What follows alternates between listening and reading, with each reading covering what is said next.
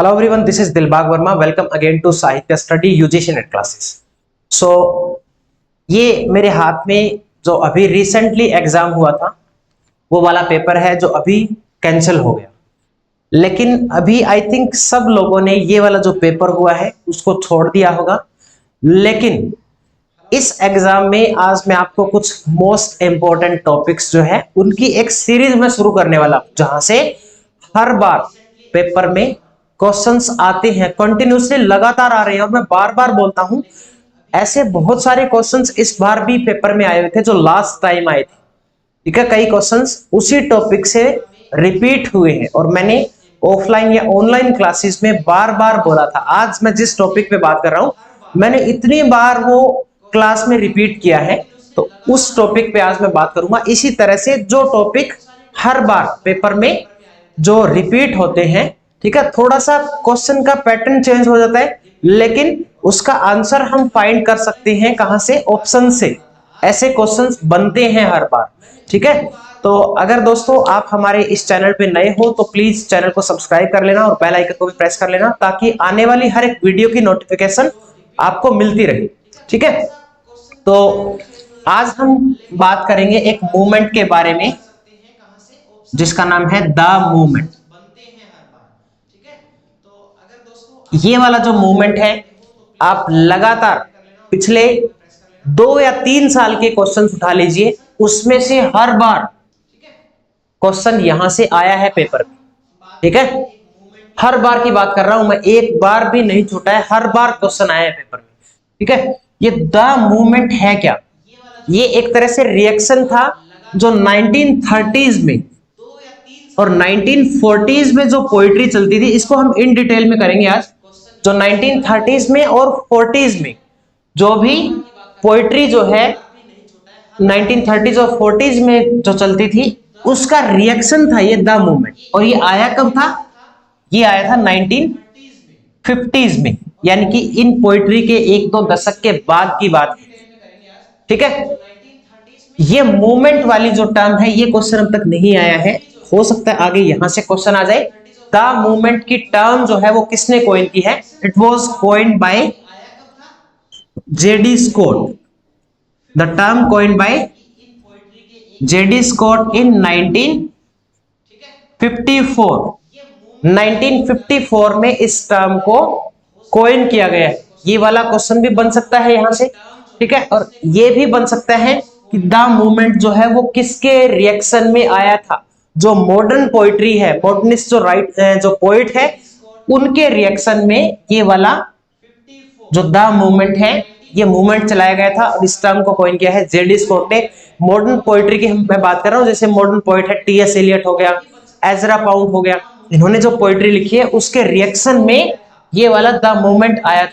ठीक है, अब हम बात करते हैं कौन कौन से पोइट हैं ऐसे जो एसोसिएट करते हैं. ये क्वेश्चन देखो क्या पूछा गया था, who among the following was not associated with the movement poetry. The movement poetry से कौन सा इसमें बिलोंग नहीं करता? एक चार्ल्स किंगले दिया हुआ है, डोनाल्ड डेवी है, एलिजाबेथ जेनिंग है, जॉन वेन है. तो इसमें सही आंसर था चार्ल्स किंग्सले. चार्ल्स किंग्सले का इस मूवमेंट से कोई लेना देना नहीं है.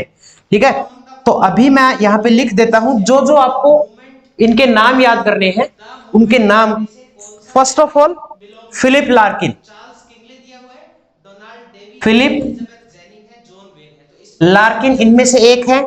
उसके बाद दूसरा है किंग्सले एमिस. किंग्सले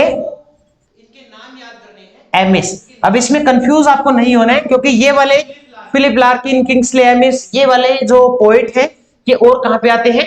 ये आते हैं जो एंग्री यंग मैन वाली जो टर्म है, जो मूवमेंट है उसमें भी आते हैं. फिलिप लार्किन हो गया, किंग्सले एमिस हो गया. उसके बाद है Donald Davie. Donald Davie. Then इसके बाद है DJ इनराइट.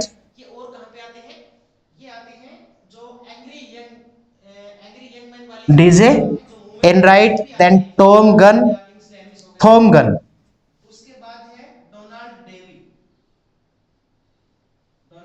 And Robert Conquest. Robert Conquest, John Wain, John Wain और एलिजाबेथ जेनिंग, एलिजाबेथ जेनिंग, ये वाले हैं इस मूवमेंट में जो एसोसिएट करते हैं मोस्ट इंपॉर्टेंट जो राइटर है।